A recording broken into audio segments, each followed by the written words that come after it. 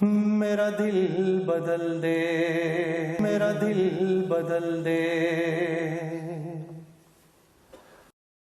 میرے دوستو، اللہ تعالیٰ نے ہمیں ایک اور موقع دیا کہ کارگزاری آپ کے سامنے رکھی جائے۔ ایک اربوں کی جماعت فلپین کی طرف گئی۔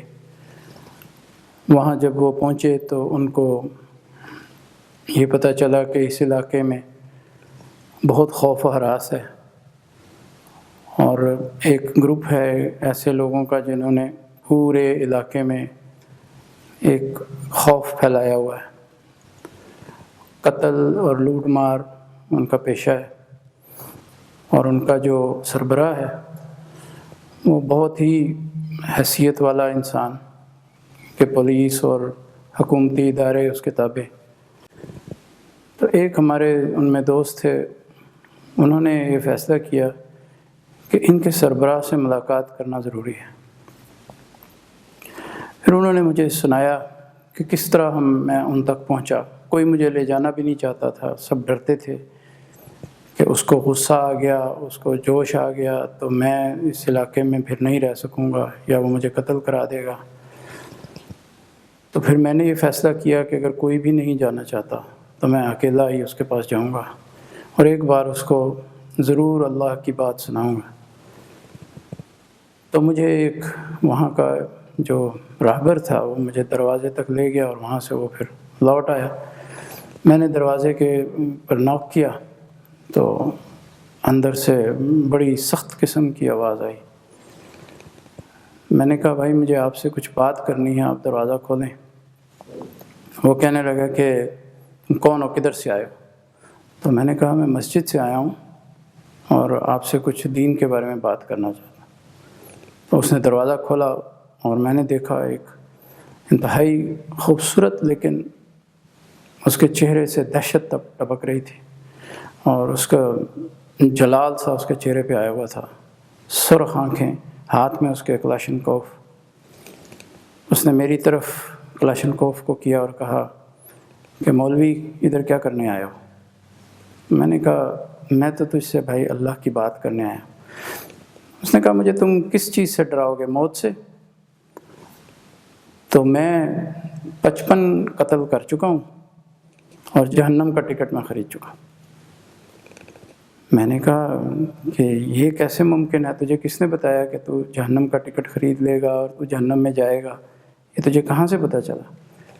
تو کہنے لگا کہ جو کام میں نے کیے ہیں ان کا راستہ صرف جہنم کی طرف ہی جاتا ہے، اور مجھے کوئی فرق نہیں پڑتا اگر میں تجھے بھی قتل کر دوں، اس لیے تو چپ کر کے یہاں سے چلا جا۔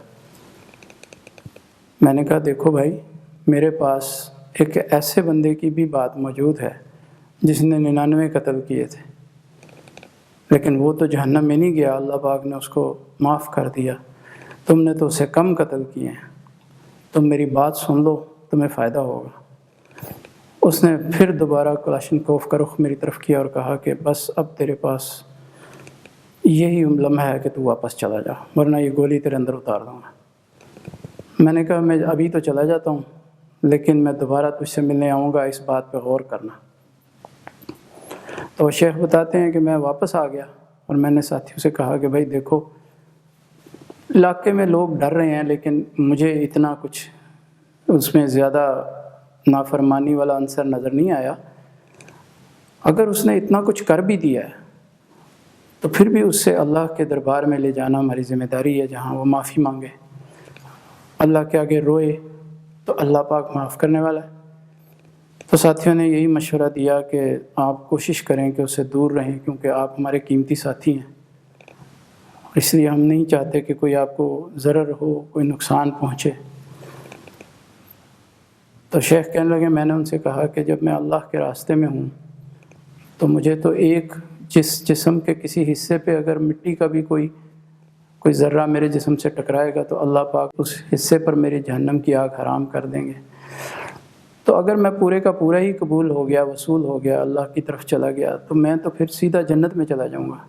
اس لیے آپ مجھے مت روکیں، میں اسے ایک اور ملاقات کرنا چاہوں گا۔ تو پھر میں نے اسے دوسری بار ملنے کا فیصلہ کیا۔ اس بار میں جب اس کے دروازے پہ گیا تو وہ اندر سے نکلا اور اس نے اسی انداز میں کلاشنکوف میری طرف کیا. میں نے اس کا ہاتھ کلاشنکوف پکڑ کے اس کے ہاتھ سے اس کو ہاتھ اوپر کر دیا. میں نے کہا گولی چلانے سے پہلے تجھے میری بات سننی پڑے گی. تو میں نے کچھ اعمال ایسے کیے تھے، کچھ ساتھیوں نے دعائیں کی تھیں، اللہ کے آگے روئے تھے اس کا نام لے کے، تو اس کو کچھ شاید اس کی وجہ سے اثر ہوا. تو اس نے کہا کہ تم اندر آ جاؤ، لیکن میری طرف سے بالکل تم بے فکر ہو جاؤ کہ میں تمہاری بات مانوں گا. میں اندر جا کے اس کے ساتھ بیٹھ گیا. میں نے اس سے بات شروع کی.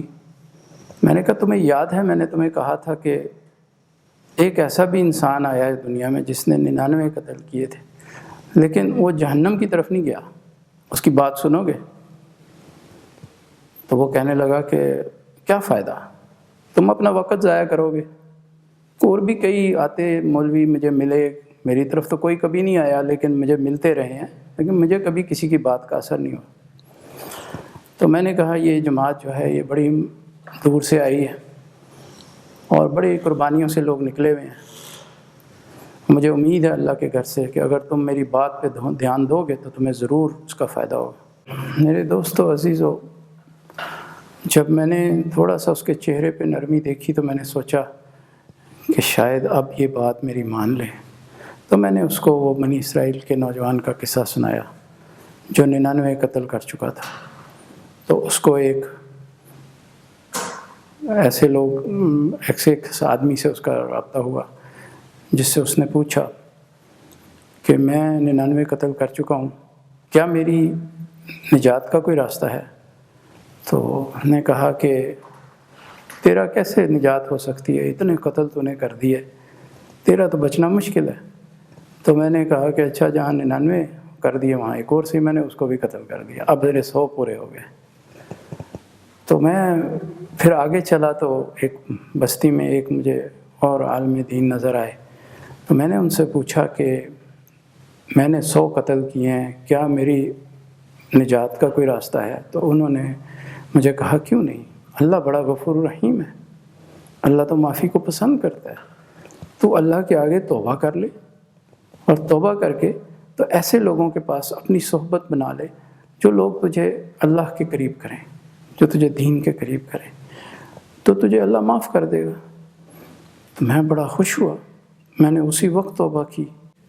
تو اگر تم بھی اسی طرح اللہ سے توبہ کر لو گے تو اللہ تعالیٰ تمہارے لیے بھی کوئی راستہ نکال دیں گے.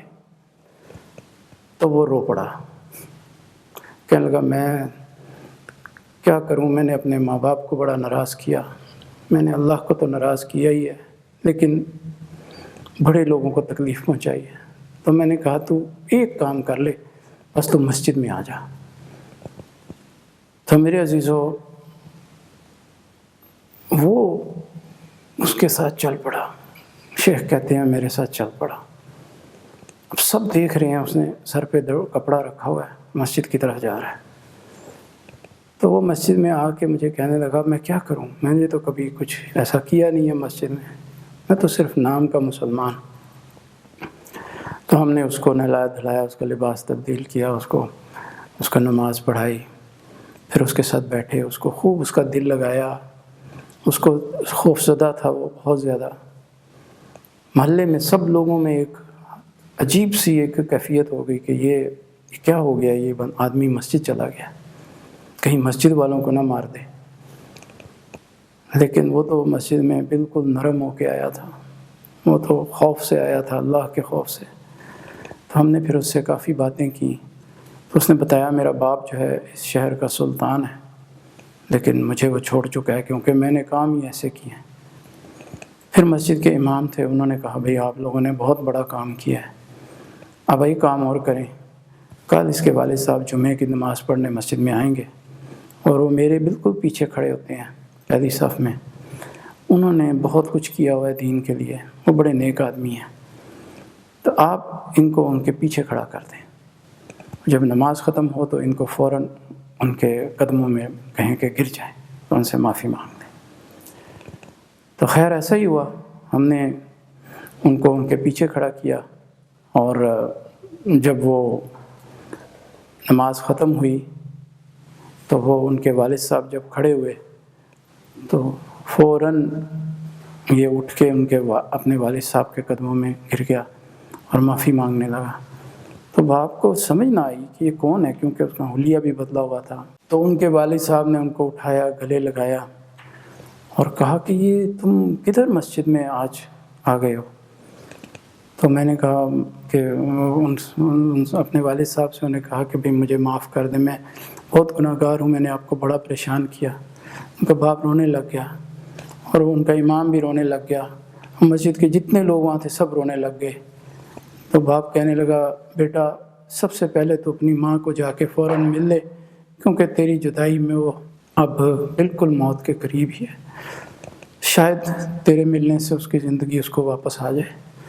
تو میں فوراً ان کو کہا کہ آپ جائیں اور جا کے اپنی والدہ سے ملیں۔ میں والدہ سے ملنے گئے اور مل کے واپس آئے۔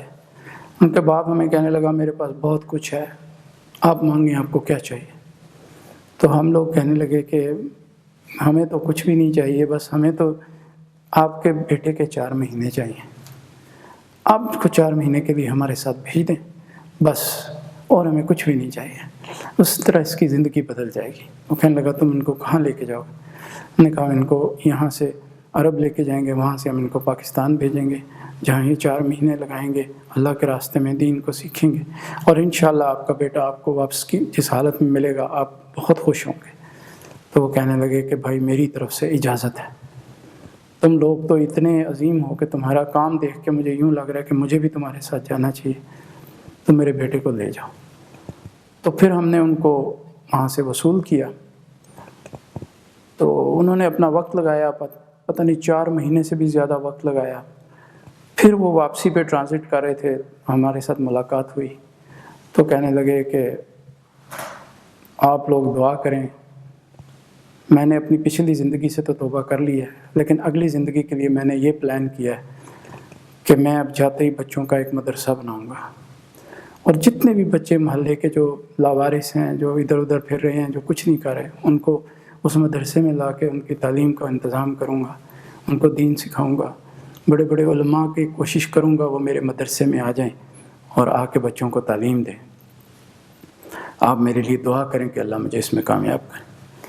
تو میرے عزیز و بات کی کارگزاری یہ ہے کہ پھر انہوں نے اپنے علاقے میں مدرسہ قائم کیا اور پوری اس علاقے میں اعمال کو زندہ کیا۔ یہ کارگزاری کا انشاءاللہ سلسلہ جاری رہے گا اس وقت تک کے لیے۔ سبحان اللہ بحمدہ، سبحانک اللہم بحمدک، اشہد ان لا الہ الا انت، استغفرک واتوب الیک۔ سبحان ربک رب العزۃ عما یصفون وسلام علی المرسلین والحمد للہ رب العالمین۔ میرا دل بدل دے، میرا دل بدل دے۔